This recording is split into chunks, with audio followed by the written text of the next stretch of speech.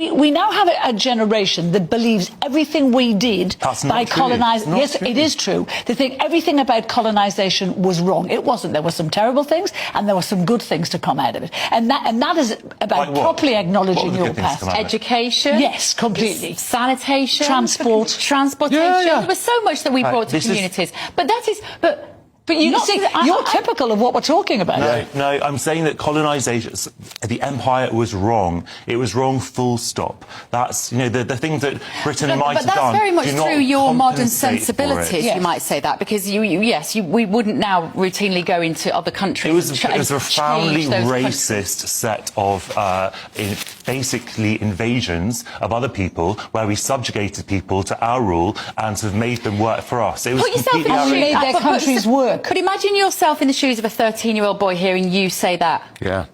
Right. Yeah. What do they then? How do they then carry that through life? Well, in terms of who I am as a Brit. But it's not about. We had racist ancestors. Say it, but Bev. But I'm saying that we hear much more of that than we do about the benefits of that period of time. Well, because I don't think there were benefits. I think that we have to be completely. Of course there were. So you benefits to us. I don't think there were. There were benefits to us. A lot of those countries did not, Jonathan, those countries... It absolutely does. Those countries did not have money. They did not have the creativity. They did not have people in positions of power of course they to had do this. creativity No, in they those didn't. countries. They just didn't live like Britain did. It doesn't make it worse. It just makes it different. So it's okay to live without education, and it's okay to live without a transportation system, is it? They did have education. It just wasn't our education system.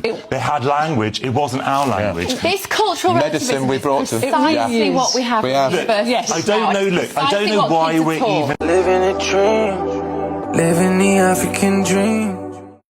Are you planning to travel, relocate, or invest in Africa? Before making permanent decisions, equip yourself with the knowledge you need to make informed choices. Africa 101 is your guide to relocating, investing, and living in Africa. This is your essential resource, covering the basics and must-know insights to guide you confidently. Download your guide now at panafricanlifestyle.com and take the first step toward a thriving future in the motherland.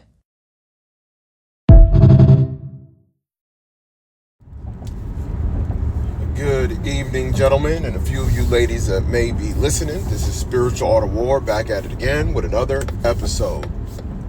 And this time we're going to talk about a subject that is very hot, on an international stage, and that is the whole conflict in the Middle East, primarily with the Israeli state and the Palestinians, okay? Primarily in Gaza.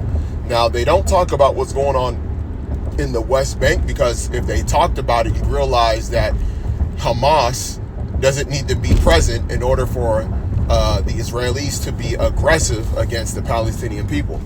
Now, I have a whole different, thought process about the Holy Land. And as you know, I do believe in the old and the new covenants, and whom it was for, the true children of God, the children of Jacob. And that is something that a lot of people may not understand as far as the dynamics of this particular conflict.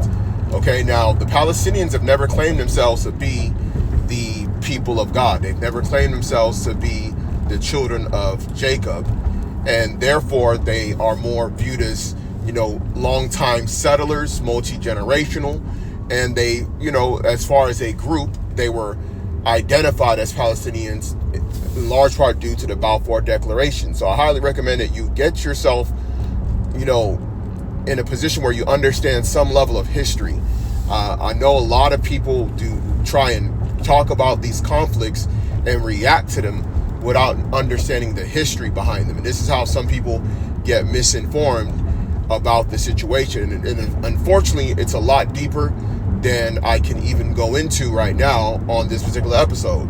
If it's something that I would do, if I wanted to go deep dive into a deeper level, it would have to be on a whole nother website and it'd have to probably be like on a Patreon type setup for me to deep dive real deep into it, to where you can get the kind of understanding that you really need to know. Now here's the thing.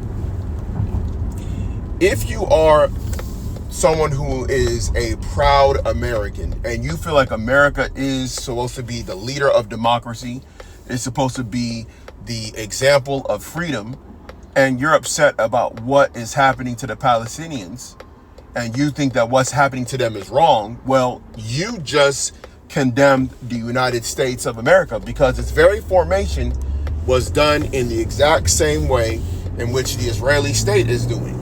So you cannot have this idea that you love the United States so much and that you believe in its ideals and the, life, liberty, and the pursuit of happiness and the democracy and the freedom of that you have, the Bill of Rights and the free speech for you to speak against the government and how they are conducting themselves and supporting the Israeli state, or even from here in the United States of America, speak against the Israeli state and how they're moving, because they themselves view themselves as a mini America, as just like the United States, right? They had to fight for, them 13 colonies had their War of Independence. Of course, we just passed July 4th. Okay, they had to fight a Revolutionary War. They came and they settled in the land. They fought the natives. Then they were subject to the British crown, and they said, we don't want that no more. And they went and took up arms, and Paul Revere went and rode his horse and the Liberty Bell, and the rest is history. And before you knew it, they signed the Declaration of Independence and wrote a constitution, and they said that they have it's the right, the inalienable rights, that all men are created equal, while they were owning people as slaves and saying that they were less than human. So you agreeing to that and saying that that is okay, and you saying that America should be a better example to the rest of the world, and that you are against what the Israelis is doing, you yourself are also condemning the exact formation of the United States of America. If the Israelis view themselves as a miniature version of the United States of America, and they feel that they're going to bring democracy and they're going to get rid of the people that are against it, and that they are not trying to allow them to set up their state and their territory and expansion, just like the United States did, starting with 13 colonies and continuing to annex other territories, going westward, okay, and fighting other wars, okay, and clearing out the native tribes, and all the way to Lewis Clark exploration of the West Coast or the Northwest, and setting up the final states as part of the Union, and then going and taking over Hawaii and making it the 50th state, the 49th being, 49th and 50th state being Alaska and Hawaii. A lot of people don't know that the United States at one point only had 48 states. They had to add the states later and flags later on.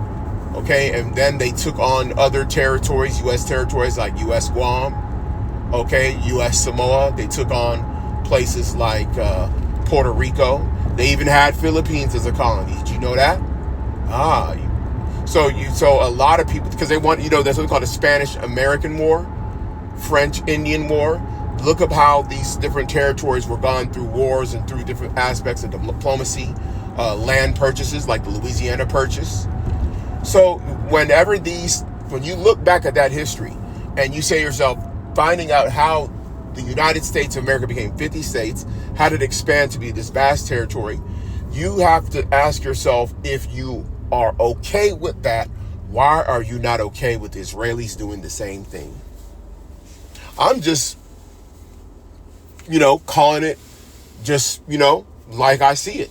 I'm not saying that the Israelis is right, because I have a whole different reason why. I know that they took the land. And it's prophetic that those people claimed an identity and said that they are the people. Meanwhile, Theodore Herschel, the father of Zionism, is an atheist. So then you have to ask yourself, why do they want the land so bad?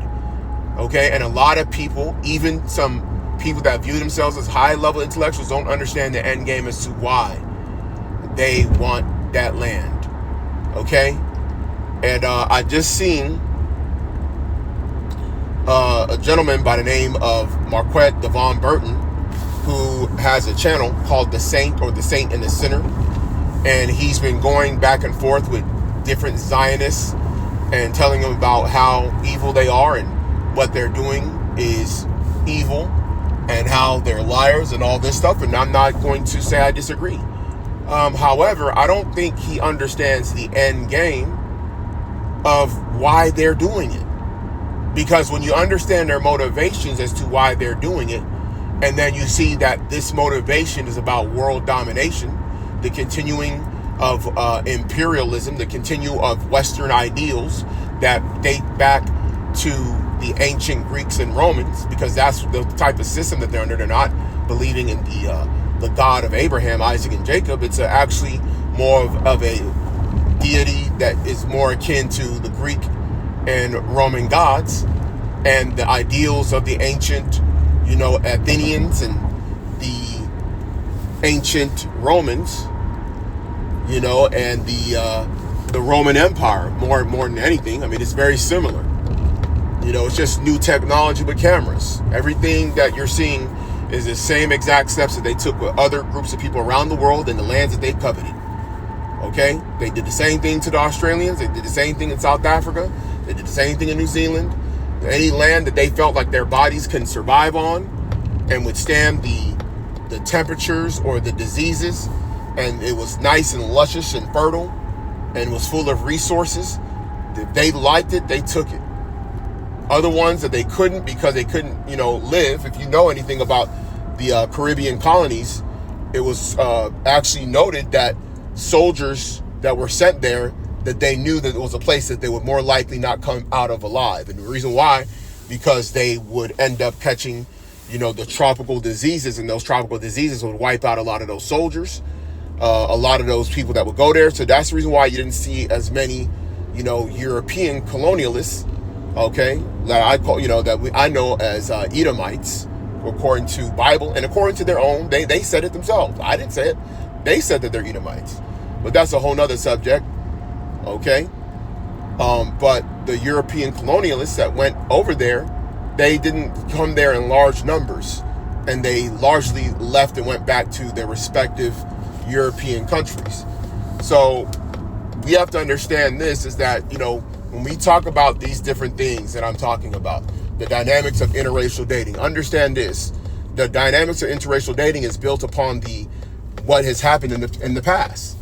Okay, the social structure, the global social structure of so-called white people being at the top, particularly those that formed these different colonial empires. And that's the reason why a lot of the world speaks a European language, a Western European language, as either primary or secondary language.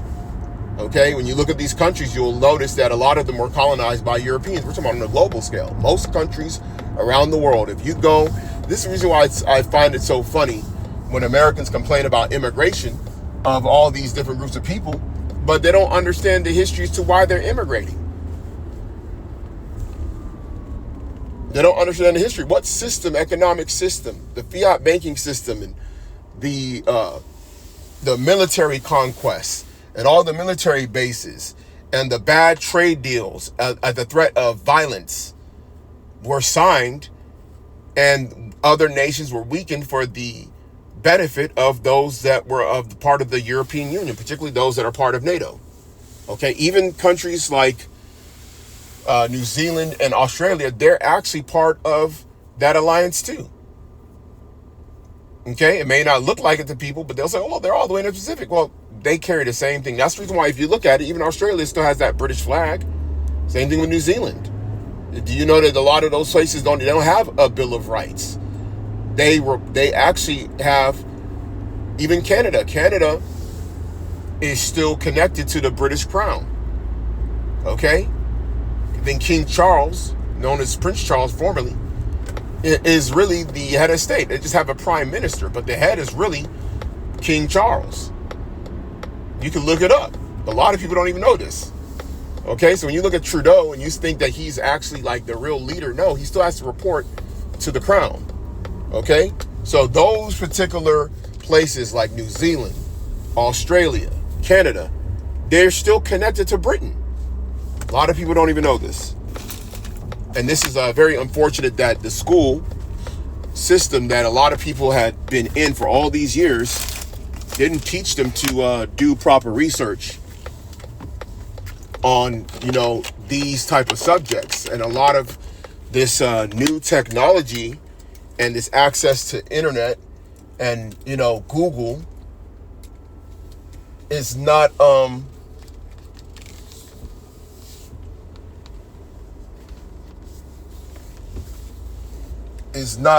making people respect. A lot of people don't even respect the knowledge that they can get. It's very odd that a lot of people don't even know this, but most people would rather watch some kind of something that's going to entertain them than teach them something about the world that's around them. And that's the reason why a lot of times these dynamics that I talk about on a social level are very hard to understand. They have a historical basis behind it. There's propaganda that was done, years ago. Even when you talk about dynamics of, dating between Asians and whites, so to speak. Why is the Asian male, who's the highest earning male, who's also been able to be, you could say, technologically advanced in many ways, even more than the West, yet for some reason he's not, viewed as being a certain standard of masculinity? Well, there's colonial reasons behind that. There's a history behind that. Okay? Something called the Yellow Peril. I suggest that you look it up. Okay? I've even seen a documentary. That's why YouTube is so amazing. It's kind of like being in a time capsule. I happened to run across a video where that showed like China back during Mao Zedong. I mean, it was a very interesting documentary. It kind of showed, I don't know if it was like a Time magazine documentary or what. Yeah,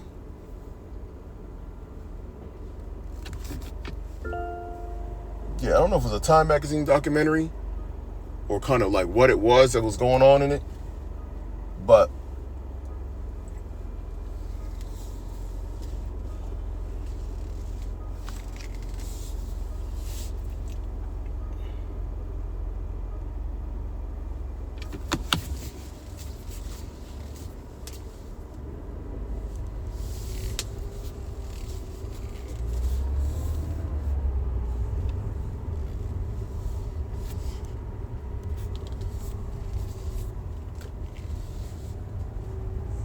it's one of those things where a lot of people have to look into these things and, understand what is going on, because this stuff that's happening is going to affect our lives.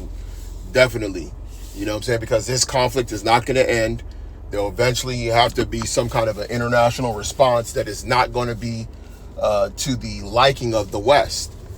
Okay? And a lot of people think that a lot of these Arab states, they're playing right now. They're actually in a position of what is perceived to be weakness, but I think they're waiting it out. And I think that enough of their own people are going to be, they're going to wonder, hey, they're going to tell their leaders like, hey, are we going to be next?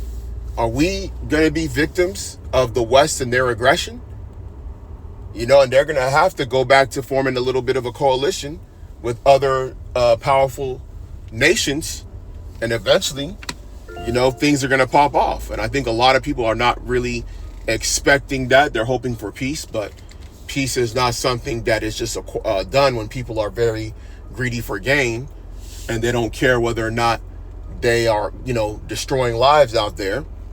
And unfortunately, I think I seen, the live stream of Saint, the guy known as Saint and the Sinner. He actually had a lot of interaction, like I told you, with some Zionists that were, and he had millions of views in the last couple of weeks on these discussions. And he was, now he's kind of being attacked by Facebook, and they banned some of his videos, even lying about why they removed some of his content. And it's something that he probably doesn't even understand fully, that he is, I would say he's going about it a bit of the wrong way, because he doesn't understand their end game. I think if he understood their end game, he wouldn't have went down that route.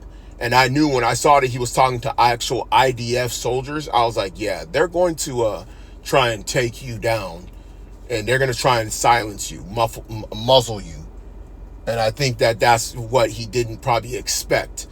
And it's something that a lot of Americans that are unhappy with how things are going with the whole Israeli-Gaza conflict. I think they have a hard time understanding what they're in right now, and you're in a nation that did the exact same thing on a grander scale. You're just seeing a small version of that.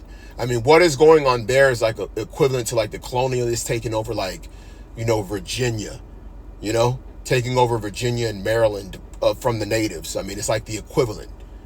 Imagine that times, you know, 15, 20. That's the rest of the United States. Okay? So, you know, that's just what it is, man.